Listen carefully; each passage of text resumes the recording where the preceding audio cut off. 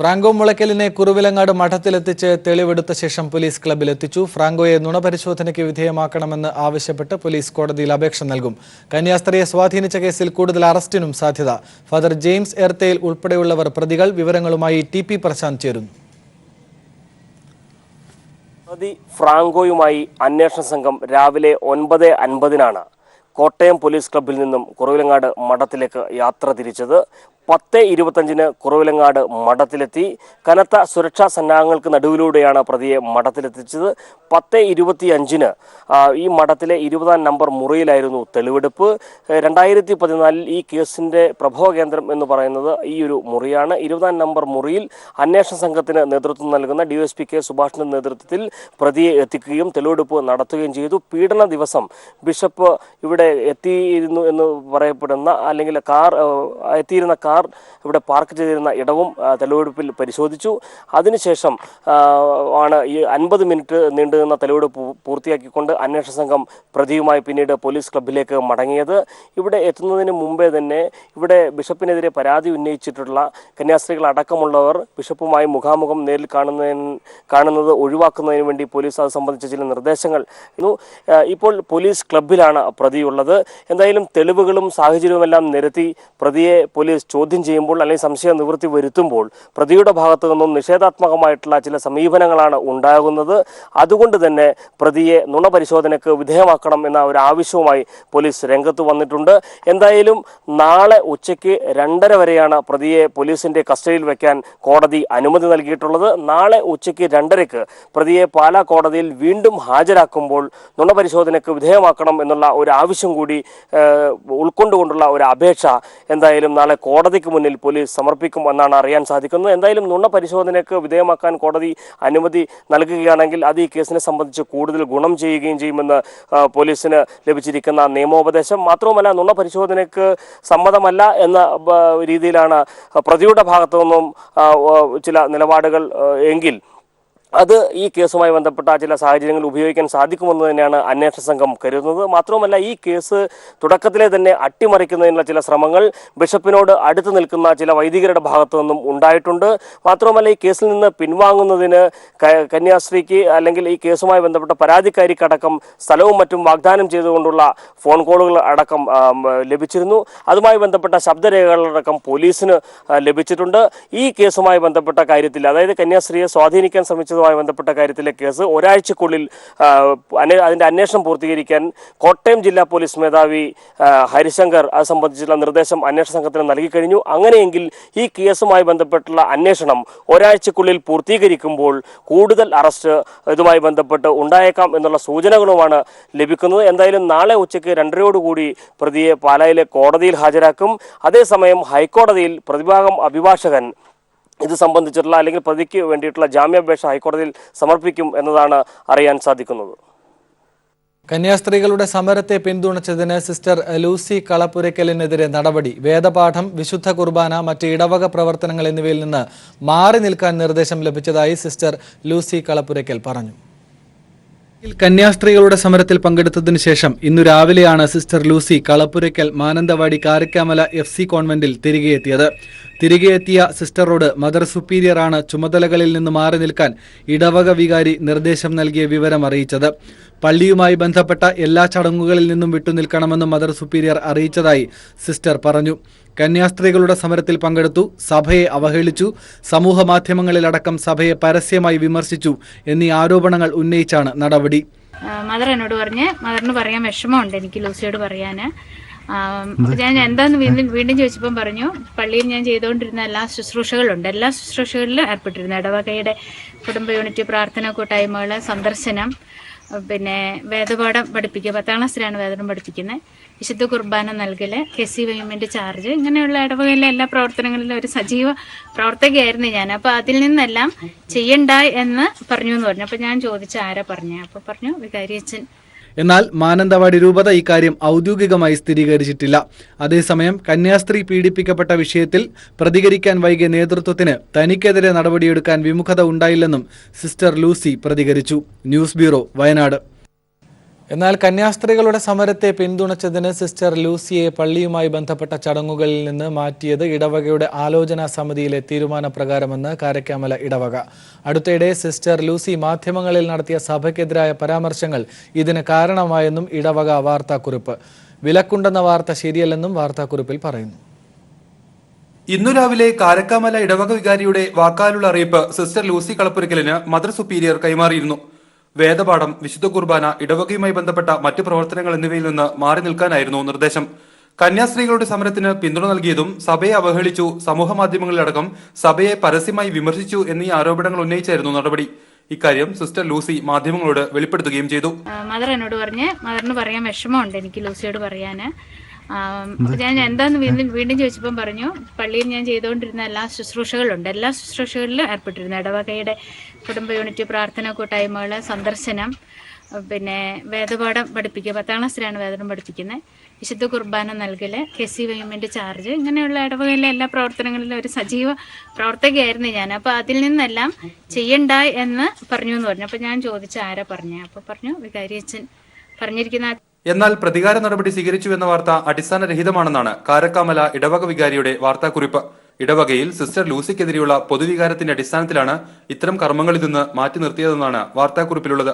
കത്തോലിക്ക വിശ്വാസി എന്ന നിലയിലും സന്യാസിനി എന്ന നിലയിലും വിലക്കുകൾ ഏർപ്പെടുത്തിയിട്ടില്ലെന്നുമാണ് ഇടവക വികാരിയുടെ വിശദീകരണം.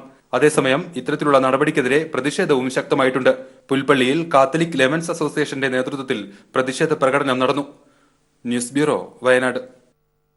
കന്യാസ്ത്രീകളുടെ സമരത്തിൽ പങ്കെടുത്ത റംബാനെതിരെ അച്ചടക്ക നടപടിയെടുത്ത യാക്കോബായ സഭ. മൂവാറ്റുപുഴ പാമ്പാക്കുട ദയറായിലെ യുഹാനോൻ റംബാനെതിരെയാണ് സഭ നടപടി സ്വീകരിച്ചത്. കത്തോലിക്ക സഭയുടെ അഭ്യർത്ഥന മാനിച്ചാണ് പൊതുപരിപാടികളിൽ പങ്കെടുക്കുന്നതിൽ നിന്നും റംബാനെ സഭ വിലക്കിയത്.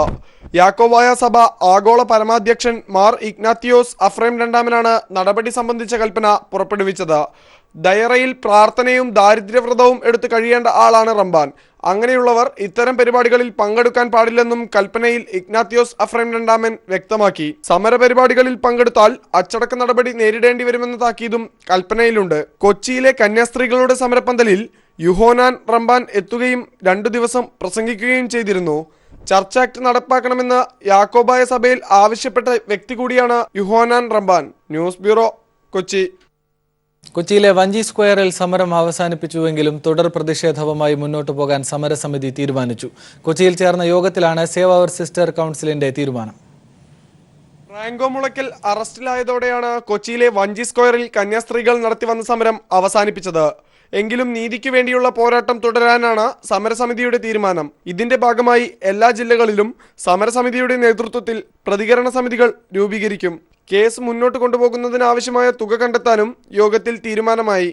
എറണാകുളത്ത് ചേർന്ന യോഗത്തിൽ സമരസമിതി നേതാക്കളും സാമൂഹിക സാംസ്കാരിക പ്രവർത്തകരും പങ്കെടുത്തു.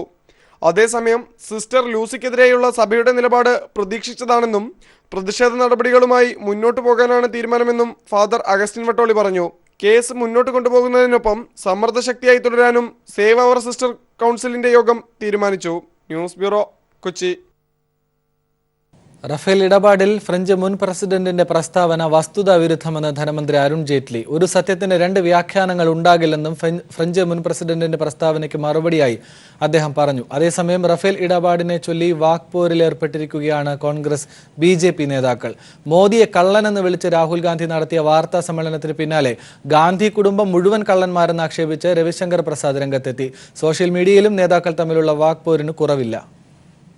മോദിയെ കള്ളനെന്ന് വിമർശിച്ച് രാഹുൽ ഗാന്ധി വാർത്താ സമ്മേളനം നടത്തിയതിന് പിന്നാലെയാണ് കോൺഗ്രസ് BJP നേതാക്കൾ റാഫേലിനെ ചൊല്ലി വാക്യുദ്ധത്തിൽ ഏർപ്പെട്ടത്. രാഹുലിന്റെ വാർത്താ സമ്മേളനത്തിന് പിന്നാലെ കേന്ദ്രമന്ത്രി രവിശങ്കർ പ്രസാദ് വാർത്താ സമ്മേളനം നടത്തി റഫേൽ ഇടപാടിലെ കോൺഗ്രസ് നടപടികളെ വിമർശിച്ചു. ബൊഫേഴ്സ്, ആദായ നികുതി വെട്ടിപ്പ് കേസ് തുടങ്ങിയ ഗാന്ധി കുടുംബത്തിനെതിരായ കേസുകൾ ഉയർത്തിയും മോദിക്കെതിരായ ആരോപണങ്ങളെ BJP പ്രതിരോധിക്കാൻ ശ്രമിച്ചു. മോദിക്കെതിരെ രാജ്യാന്തര മഹാസഖ്യം ഉണ്ടായിരിക്കുന്നെന്നും രാഹുൽ അതിൽ അംഗമായെന്നും ആക്ഷേപിച്ച് അമിത്ഷായും രംഗത്തെത്തി. സോഷ്യൽ മീഡിയയിലും കടുത്ത വാക്പോരാണ് അരങ്ങേറുന്നത്. ഗാന്ധി കുടുംബം മുഴുവൻ കള്ളന്മാരെന്ന് സൂചിപ്പിക്കുന്ന രാഹുൽ കാ പൂരാ ഖാൻദാൻ ചോർഹെ എന്ന ക്യാമ്പയിൻ ട്വിറ്ററിൽ ആരംഭിച്ചിട്ടുണ്ട്. കേന്ദ്രമന്ത്രിമാരായ രാധാമോഹൻ സിംഗ്, പീയൂഷ് ഗോയൽ, JP നദ്ദ, അനന്ത്കുമാർ തുടങ്ങിയവരും ഇതിൽ പങ്കുചേർന്നിട്ടുണ്ട്. രാഹുലിനെതിരായ BJP ക്യാമ്പയിന് മറുപടിയായി എന്റെ പ്രധാനമന്ത്രി കള്ളനെന്ന് സൂചിപ്പിക്കുന്ന മേരാ PM ചോർഹെ ട്വീറ്റുകളും പ്രത്യക്ഷപ്പെട്ടിട്ടുണ്ട്. ട്വിറ്റർ ക്യാമ്പയിനിൽ മേരാ PM ചോർഹെ ക്യാമ്പയിൻ ഒന്നാമതാണ്. റാഫേലിനെ ചൊല്ലിയുള്ള നേതാക്കളുടെ വാക്പോര് വരും ദിവസങ്ങളിലും തുടരുമെന്നുറപ്പാണ്. News bureau, Delhi. KPCCക്ക് ഇനി വൈസ് പ്രസിഡന്റുമാർ വേണ്ടെന്ന് AICC തീരുമാനം. ജനറൽ സെക്രട്ടറിമാരെയും മാറ്റും. ഭാരവാഹിത്വ പട്ടികയിൽ പുതുമുഖങ്ങൾക്ക് അവസരം നൽകണമെന്ന് രാഹുൽ ഗാന്ധി നിർദ്ദേശം നൽകി. എന്നാൽ ഗ്രൂപ്പ് പ്രാതിനിധ്യം ഉറപ്പിച്ചില്ലെങ്കിൽ പ്രതിഷേധിക്കുമെന്ന് AI ഗ്രൂപ്പുകൾ വ്യക്തമാക്കി. ദില്ലിയിലുള്ള മുല്ലപ്പള്ളി രാമചന്ദ്രൻ 24-ാം തീയതി കേരളത്തിലെത്തുന്നത് പുതിയ KPCC ഭാരവാഹിത്വ ലിസ്റ്റുമായിട്ടായിരിക്കും.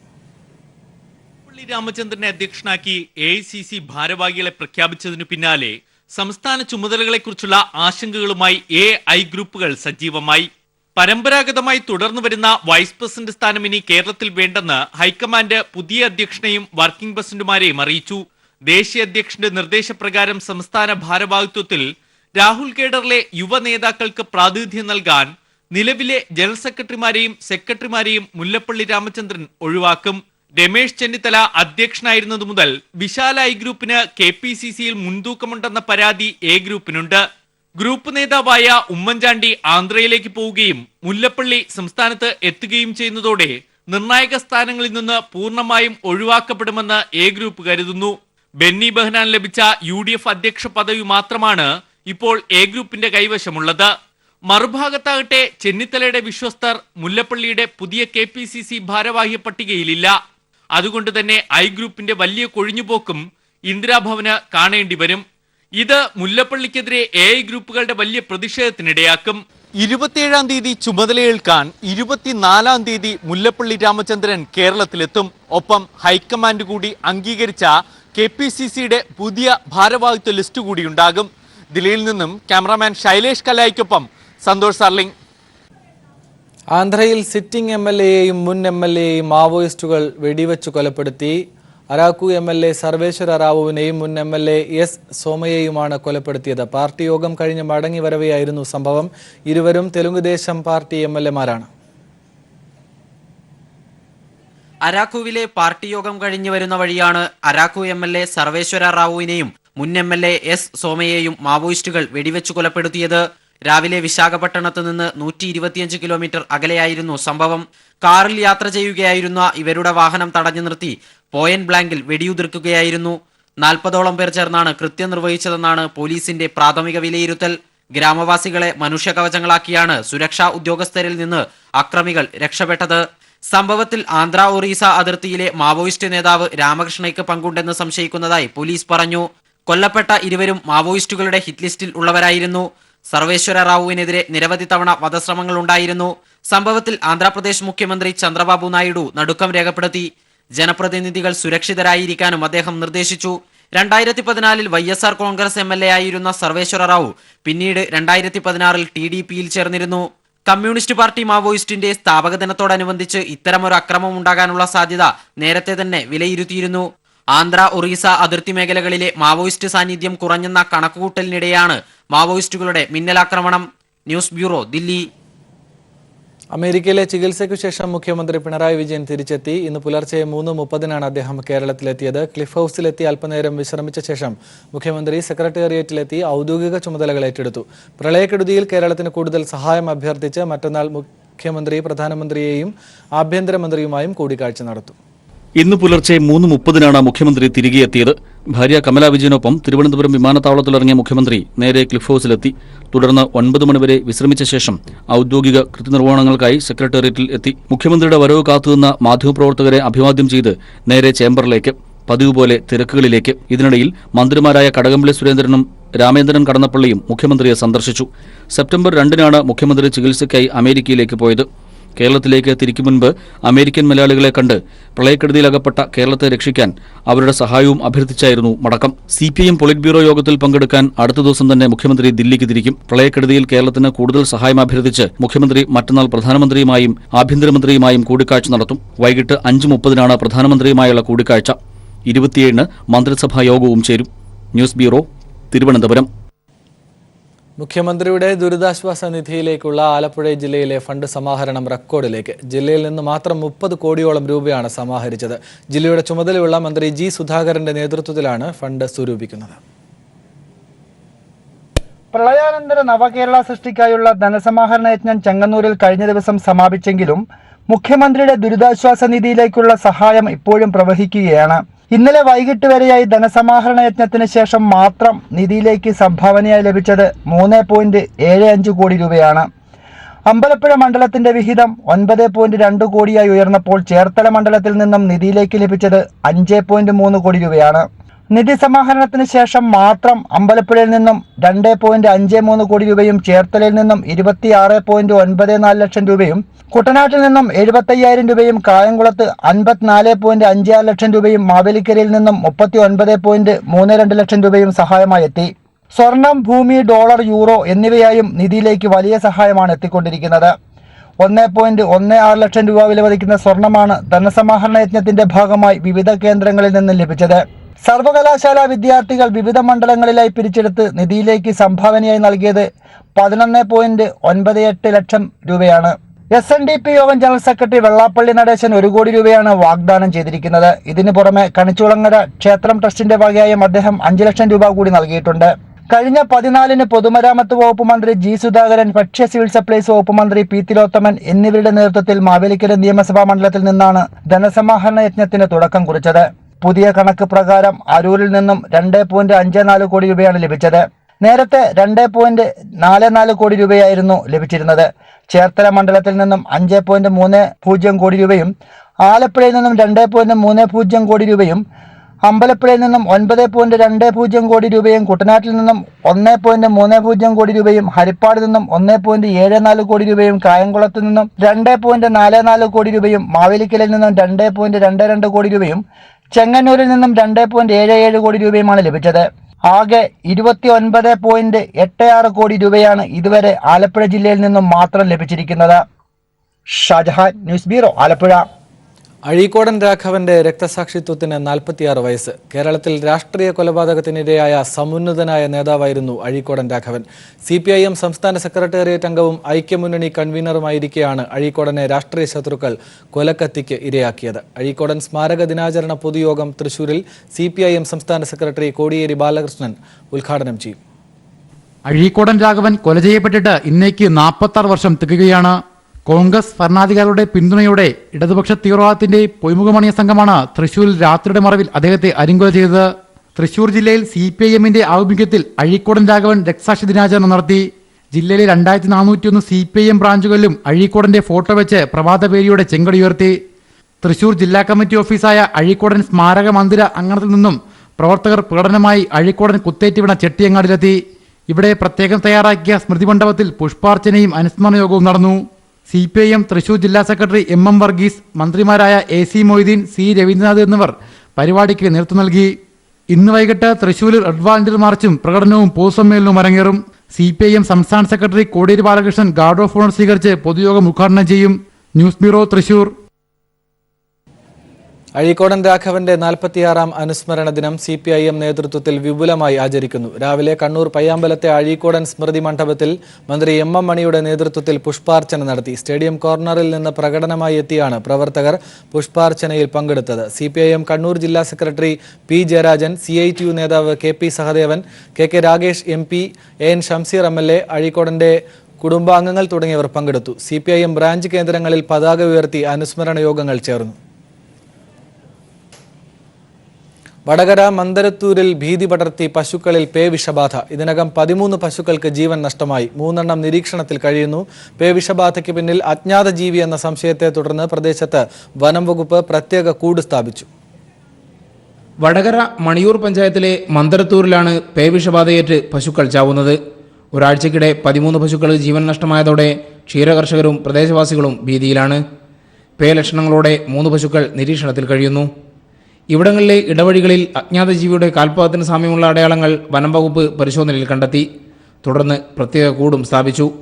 വലിയ മുതൽ മുടക്കുള്ള പശുക്കൾ ചത്തതോടെ ക്ഷീരകർഷകർ വലിയ പ്രതിസന്ധിയിലാണ്. ആലയിൽ വന്ന് കടിച്ചതാ. വേറെ 2-1 ഇട്ട് കൊടുക്കുമ്പോൾ ഇതിനെ പെട്ടെന്ന് വന്നിട്ട് കടിച്ചതാ.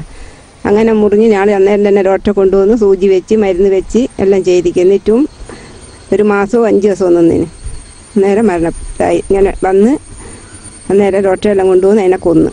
ഇത് എന്താണ് ജീവി എന്ന് അറിയാത്ത വലിയ പ്രയാസമാണ് ജനങ്ങളെല്ലാം. ഇപ്പോൾ രാത്രിയായി കഴിഞ്ഞാൽ വളരെയധികം പ്രയാസമാണ് ജനങ്ങൾ. ഇപ്പോൾ രാത്രി എല്ലാ വീടുകളിലും ഇപ്പം വാലടച്ച് ഇരിക്കേണ്ട ഒരു അവസ്ഥയിലേക്കാണ് ഇപ്പം നിൽക്കുന്നത്. കൂടുതൽ പശുക്കൾ ചത്ത സാഹചര്യത്തിൽ ഗ്രാമപഞ്ചായത്തിന്റെ നേതൃത്വത്തിൽ ക്ഷീരവികസന വകുപ്പ്, മൃഗസംരക്ഷണ വകുപ്പ്, ആരോഗ്യവകുപ്പ് എന്നിവർ ചേർന്ന് പ്രതിരോധ പ്രവർത്തനങ്ങൾ ഊർജിതമാക്കി. പ്രദേശത്ത് മുഴുവൻ കന്നുകാലികൾക്കും ആന്റി റാബിസ് വാക്സിൻ നൽകി കഴിഞ്ഞു. വനം വകുപ്പ് നിരീക്ഷണ ക്യാമറ സ്ഥാപിക്കുന്നതോടെ അജ്ഞാത ജീവിയെ കണ്ടെത്താനാകുമെന്ന പ്രതീക്ഷയിലാണ് നാട്ടുകാർ. News bureau, Kozhikode.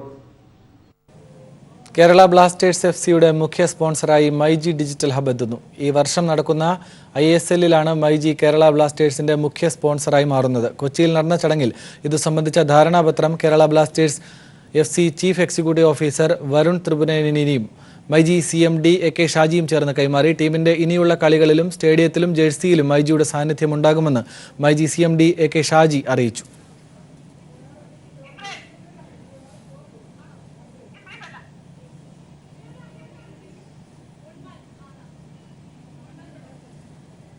അനിയന്ത്രിതമായ ഇന്ധനവില വർധനവിനെതിരെ യുവാവിന്റെ ഒറ്റയാൻ പ്രതിഷേധം. അവധി ദിനം 120 കിലോമീറ്റർ സൈക്കിൾ യാത്ര നടത്തിയാണ് മലപ്പുറം കൊടിഞ്ഞി സ്വദേശി സയ്യിദ് സാബിദ് തന്റെ പ്രതിഷേധം അറിയിച്ചത്.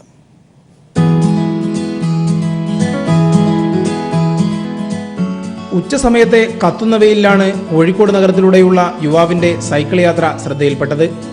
മുൻവശത്ത് സ്ഥാപിച്ച ബോർഡ് കണ്ടതോടെ കാര്യം പിടികിട്ടി. പെട്രോൾ വില വർധനയ്ക്കെതിരെ ഒറ്റയാൻ പ്രതിഷേധം.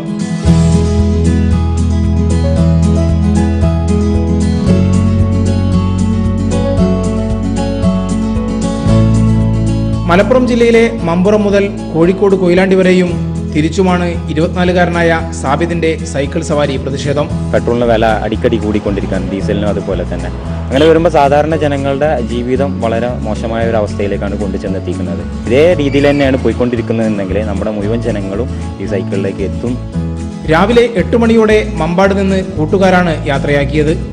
കുടിവെള്ളം മാത്രം കരുതിയിട്ടുണ്ട്. തിരിച്ച് മമ്പാടെത്തുന്നതോടെ സാബിദ് 120 കിലോമീറ്റർ സഞ്ചരിക്കും. യാത്രക്കിടെ നിരവധി പേർ ഒറ്റയാൻ പ്രതിഷേധം ശ്രദ്ധിക്കുന്നു എന്നതും സാബിദിന് ഊർജം പകരുന്നു. ക്യാമറാമാൻ ഇക്ബാൽ വട്ടക്കുളത്തിനൊപ്പം കോഴിക്കോട് നിന്നും AK ലതീഷ്.